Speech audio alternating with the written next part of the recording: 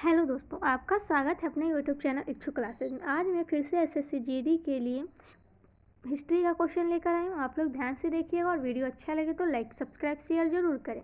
ये हिस्ट्री का पार्ट 3 है। अगर पार्ट 1 पार्ट 2 नहीं देखे होंगे तो आप लोग ज़रूर प्लेलिस्ट में जाकर देखिएगा, क्योंकि इसमें सारा हिस्ट्री का VVI क्वेश्चन लेकर आया गया है। तो आप लोग सारे क्वेश्चन को ध्यान से देखिएगा। आज का फर्स्ट क्वेश्चन है, करनाल का युद्ध 1739 फारसी बादशाह नाजिर शाह ने किसे हराकर जीता? गयासुद्दीन बलबन को, या शुजा-उद-दौला अवध का नवाब, या मुगल शासक मोहम्मद शाह, या गुलाम मोहम्मद गौस खान? किसको हराकर जीता ये बताना है।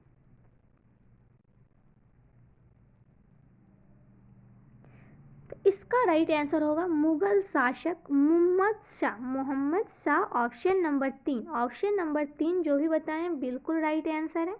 नेक्स्ट क्वेश्चन देखेंगे,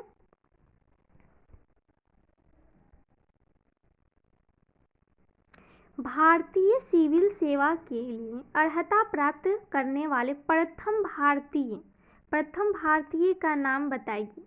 B.O. चिदम्बरम पिल्ले, सत्येंद्र नाथ टैगोर, दादा भाई नौरोजी, या बंकिम चंद्र चटर्जी? भारतीय सिविल सेवा के लिए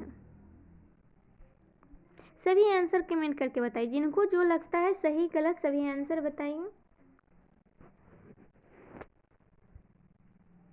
इसका राइट आंसर होगा सत्येंद्र टैगोर। भारतीय सिविल सेना के लिए अर्हता प्राप्त करने वाले प्रथम भारतीय थे। तो ऑप्शन नंबर 2 इसका राइट आंसर है। दादा भाई नौरोजी क्या थे? Grand old man of India के नाम से जाना जाता है। दादा भाई नौरोजी को किस चीज़ से जाना जाता है? तो grand old man of India के नाम से। तो ये भी याद रखिएगा, दादा भाई नौरोजी से। और बंकिम चंद्र चटर्जी ने राष्ट्रीय गीत वंदे मातरम की रचना की। अगर पूछे वंदे मातरम की रचना किसने की है तो बंकिम चंद्र चटर्जी। तो ऑप्शन नंबर 2 इसका राइट आंसर हो जाएगा। नेक्स्ट क्वेश्चन देखेंगे, हरकन्या वंश के उस शासक का नाम बताइए जो अजातशत्रु का पुत्र था और जिसने पाटलिपुत्र की नींव रखी। महानंदी, प्रद्योत, उदयन, या नंदीवर्धन?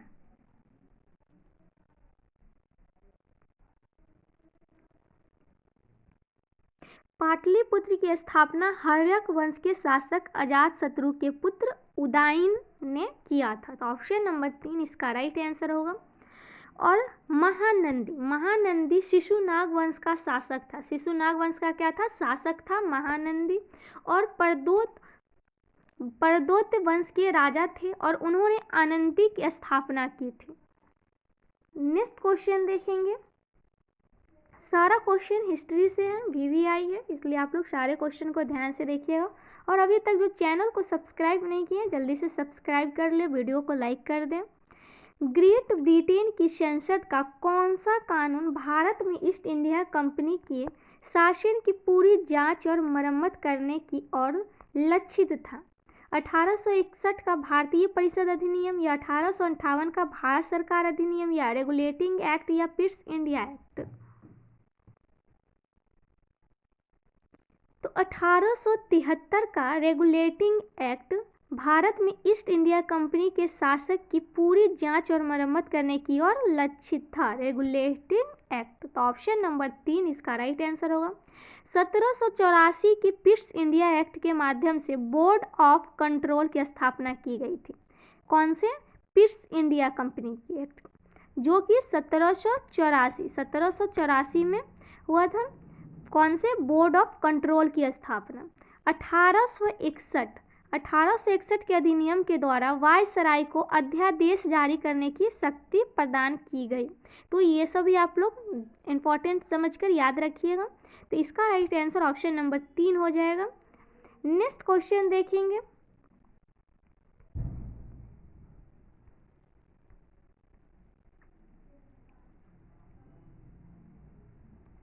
भारत रत्न प्राप्त करने वाले उस सुधारक और शिक्षक थे जिन्होंने स्त्रियों के उत्थान में महत्वपूर्ण भूमिका निभाई। बिपिन चंद्र राय, गोविंद वल्लभ पंत, एक विश्वेश्वरैया या घोंडो केशव कर्वे।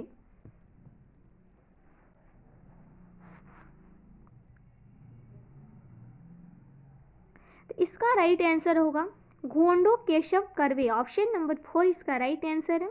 नेक्स्ट क्वेश्चन है, चोल साम्राज्य के संस्थापक का नाम बताइए जिसने तंजौर पर कब्जा किया और जिसके बाद आदित्य प्रथम राजा बना।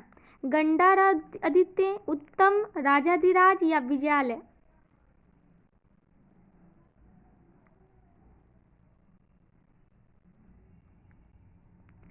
इसका राइट आंसर होगा विजयालय। ऑप्शन नंबर 4 इसका राइट आंसर है।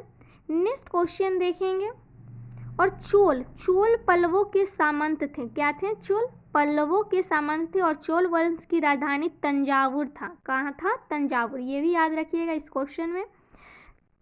नेक्स्ट क्वेश्चन है, 1773 के विनिमय अधिनियम के दोषों को दूर करने के लिए ब्रिटिश संसद द्वारा पारित किया गया था। कौन सा अधिनियम, जो ईस्ट इंडिया कंपनी अधिनियम 1784 से भी जाना जाता है? ऑप्शन है रेगुलेटिंग एक्ट 1773, 1858 का भारतीय परिषद अधिनियम पिट्स इंडिया एक्ट, या पिट्स इंडिया एक्ट, या 1858 का भारत सरकार अधिनियम।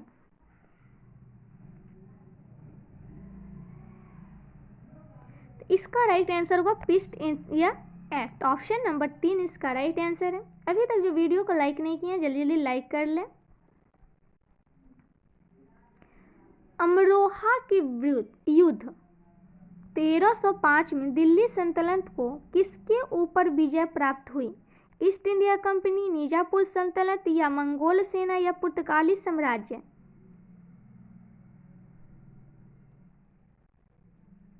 अमरोहा के युद्ध 1305 में दिल्ली सल्तनत को मंगोल सेना के ऊपर विजय प्राप्त हुई। मंगोल सेना। तो ऑप्शन नंबर 3 इसका राइट आंसर होगा।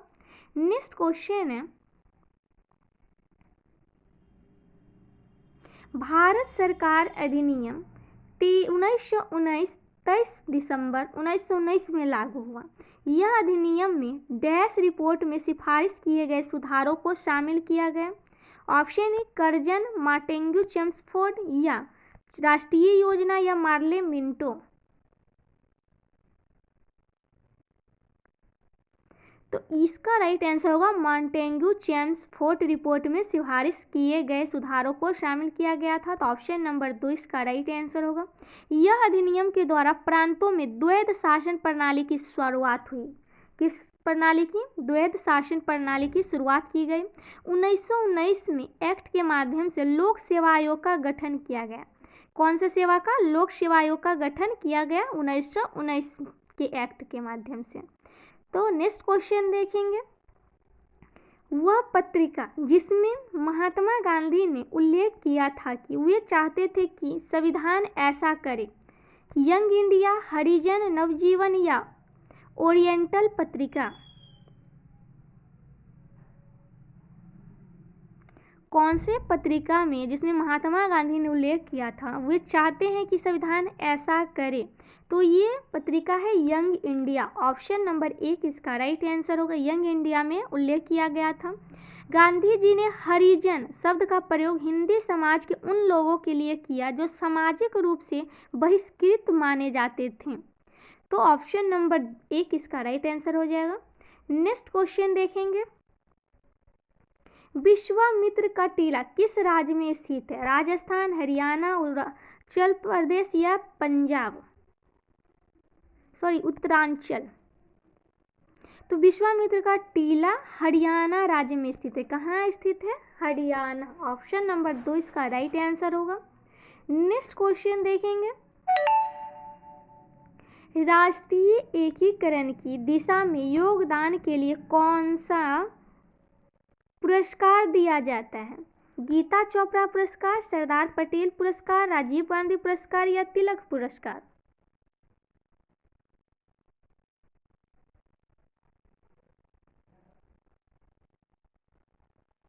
तो इसका राइट आंसर होगा सरदार पटेल पुरस्कार। कौन सा पुरस्कार दिया जाता है? सरदार पटेल पुरस्कार। तो ऑप्शन नंबर 2 इसका राइट आंसर होगा। राजीव गांधी पुरस्कार, राजीव गांधी पुरस्कार खेल में दिया जाने वाला सबसे बड़ा पुरस्कार है।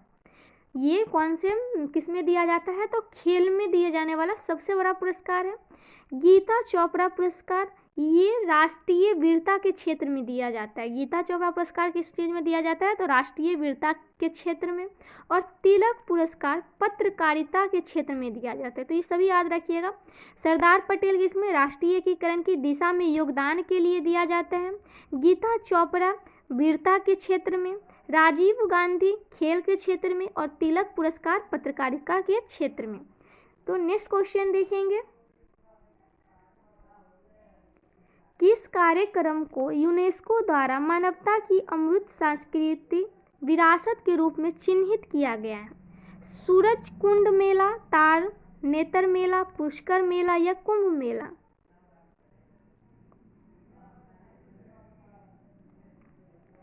तो कुंभ मेला को यूनेस्को द्वारा मानवता की अमृत सांस्कृतिक विरासत के रूप में चिन्हित किया गया है। तो इसका राइट आंसर हो जाएगा कुंभ मेला। ऑप्शन नंबर 4 इसका राइट आंसर है।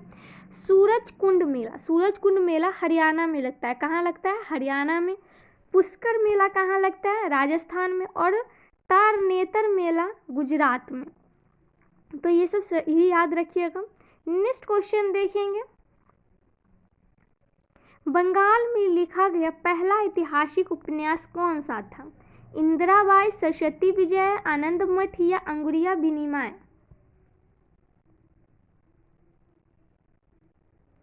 तो बंगाल में लिखा गया पहला ऐतिहासिक उपन्यास अंगुरिया विनिमय था। ऑप्शन नंबर 4 इसका राइट आंसर होगा। आनंद मठ की रचना बंकिम चंद्र चटर्जी, कौन किए थे? बंकिम चंद्र चटर्जी। किस चीज़ का? आनंद मठ का। कब किए थे? 1882 में। 1882 में किया गया था। और भारत का राष्ट्रीय गीत वंदे मातरम इसी पुस्तक से लिया गया है। कौन सा पुस्तक से लिया गया है? वंदे मातरम। तो आनंद मठ इसी पुस्तक से लिया गया हुआ है। नेक्स्ट क्वेश्चन देखेंगे,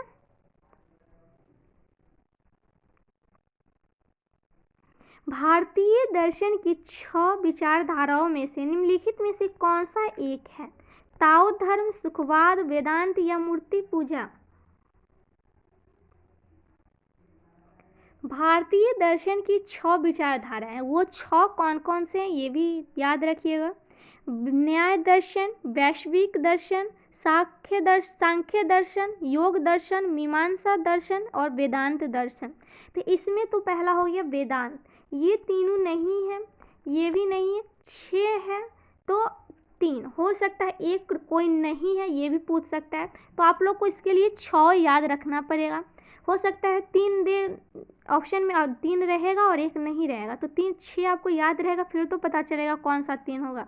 इसलिए आप लोग तीनों याद रखिएगा, 6 याद रखिएगा। न्याय दर्शन, वैश्विक दर्शन, सांख्य दर्शन, योग दर्शन, मीमांसा दर्शन और वेदांत दर्शन। तो इसका राइट आंसर ऑप्शन नंबर 3 हो जाएगा। नेक्स्ट क्वेश्चन देखेंगे, 1830 के दूसरे गोलमेज सम्मेलन में BR अम्बेडकर ने क्या मांग की थी? क्या मांग की थी ये बताना है।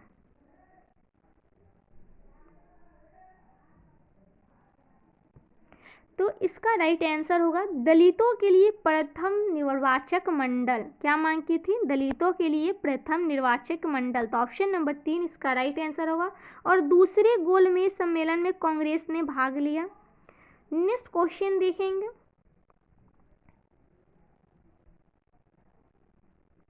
इंडिया विंस फ्रीडम नामक पुस्तक किसके द्वारा लिखी गई है?